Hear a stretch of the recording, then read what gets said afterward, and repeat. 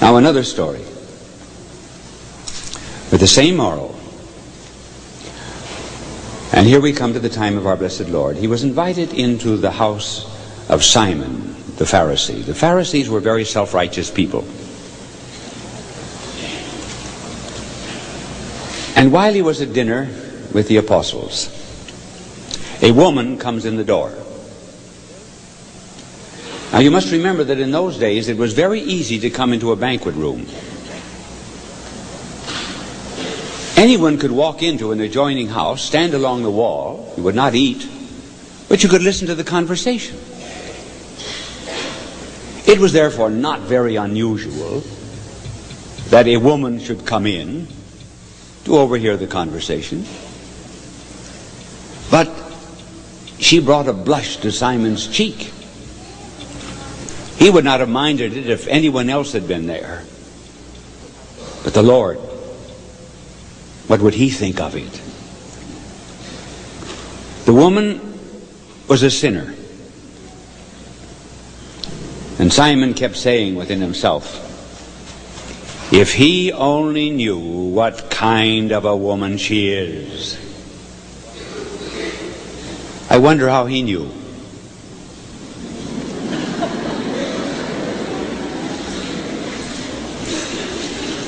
And the woman comes closely to the feet of our Lord.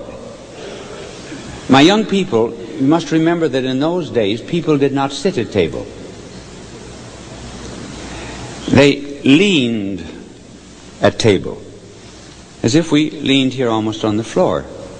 And you rested your head on your left hand, and then you ate with your right hand from table. That's a custom that sometimes I wish would come back.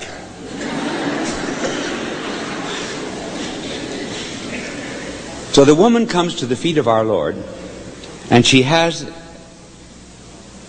some perfume about her neck. In those days, precious perfume was generally carried around the neck. And she stands above the feet of our Lord and lets fall upon those sandaled harbingers of peace a few tears,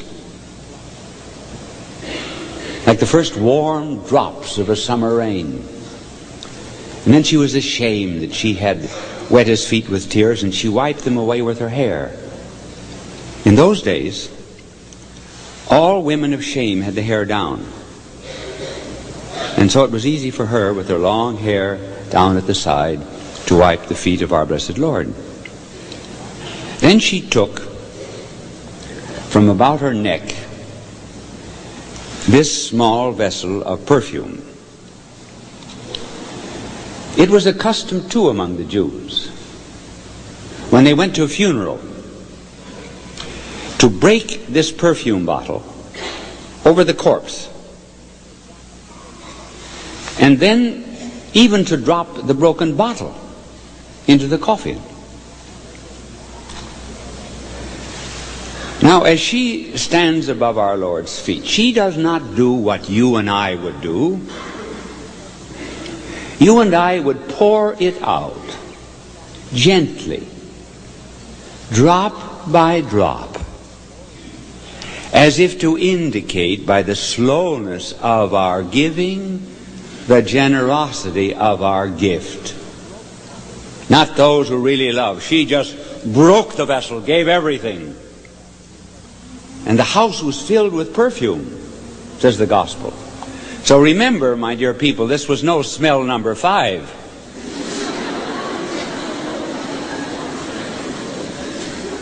And Judas was there.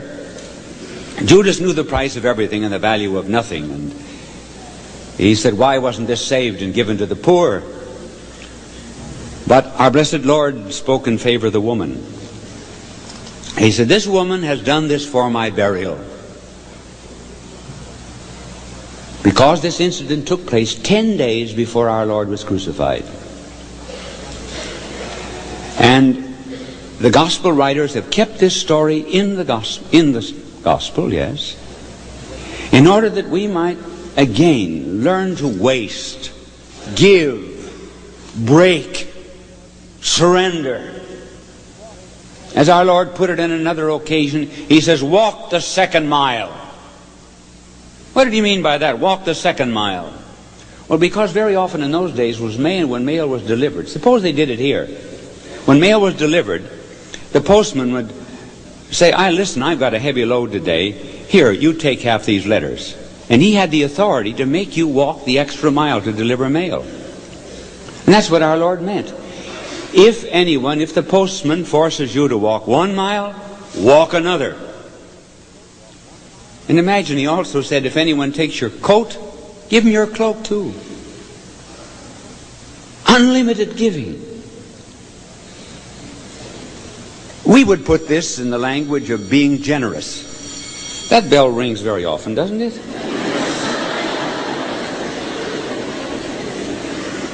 I have a dim feeling that I'm warned up here.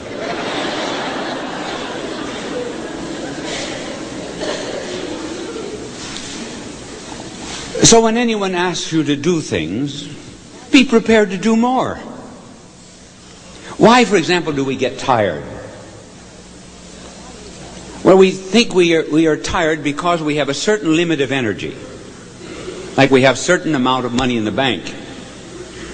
And as that money is spent, or as that energy is used, then we have no more, we're exhausted. No, that's not it always. Energy is renewed if we love. As sanctity and holiness declines, energy declines. Can you imagine, for example, Mother Teresa ever being tired? Here, this woman who weighs about 90 pounds, who has dragged 25,000 bodies off the streets of Calcutta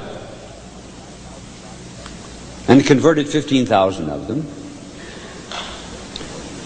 She never seems to be tired because she gets new strength, because she's broken the vessel, poured out her life as David poured out the water. I hope, therefore, that I can impress you not to be selfish, but always to please neighbor, even when they seemingly demand too much. We might even sometimes do the foolish things. And this is the last story that I will tell you about doing foolish things.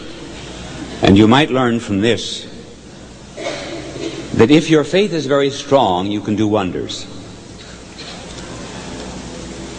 The scene I'm to describe was on the Lake of Galilee.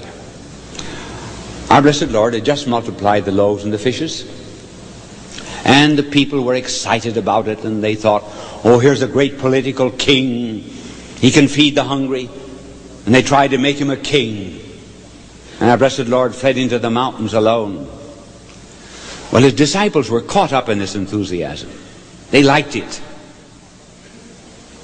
And our Lord did not want them to be burnt with the idea that his kingdom was political, so he said, get into the boat. Go over to the other side of the lake. Get away from these people. This is not the nature of my kingdom. So here's our Lord on a mountaintop. The apostles rowing past midnight in the lake. A storm comes up. They are frightened. Our Lord is praying for them and watching them during the storm. We sometimes think in our trials and difficulties, economic, physical, moral, that the Lord has no concern. That's what they thought too. But he was watching for the opportune moment. And as the apostles were about to despair, our Lord is seen walking on the water toward them. And they were frightened. They said, it's a ghost.